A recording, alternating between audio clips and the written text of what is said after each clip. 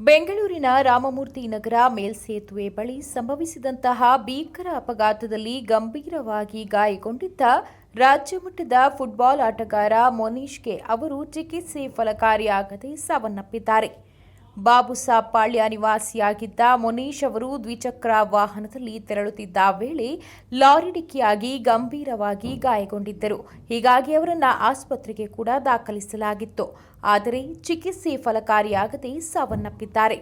Football ಆಟಗಾರ ಮೊನೀಶ್ಗೆ ಅವರ ನಿಧನಕ್ಕೆ ಮುಖ್ಯಮಂತ್ರಿ ಸಿದ್ದರಾಮಯ್ಯ ಅವರು ತೀವ್ರ ಸಂತಾಪ ಸೂಚಿಸಿದ್ದು, ರಾಜ್ಯದ ಖ್ಯಾತ ಫುಟ್ಬಾಲ್ ಆಟಗಾರ ಮೊನೀಶ್ಗೆ ಅವರ ನಿಧನದ ಸುದ್ದಿ ಕೇಳಿ ಬೇಸರವಾಯಿತು. ತಡರಾತ್ರಿ ಸಂಭವಿಸಿದ ಅಪಘಾತದಲ್ಲಿ ತೀವ್ರವಾಗಿ ಗಾಯಗೊಂಡು ಆಸ್ಪತ್ರೆಯಲ್ಲಿ ಚಿಕಿತ್ಸೆ ಪಡೆಯುತ್ತಿದ್ದ ಅವರು ಗುಣಮುಖರಾಗುತ್ತಾರೆಂದು ನಂಬಿದ್ದೆ. ಈಗ ಆ ನಂಬಿಕೆ ಹುಸಿಯಾಗಿದೆ.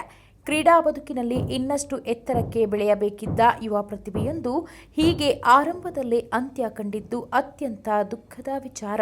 ಇನ್ನು ಮೃತ ಯುವಕನ ಆತ್ಮಕ್ಕೆ ಚಿರಶಾಂತಿ ಸಿಗಲಿ ಎಂದು ಪ್ರಾರ್ಥಿಸುತ್ತೇನೆ ಎಂದು ತಮ್ಮ ಎಕ್ಸ್ನಲ್ಲಿ ಪೋಸ್ಟ್ ಮಾಡಿದ್ದಾರೆ.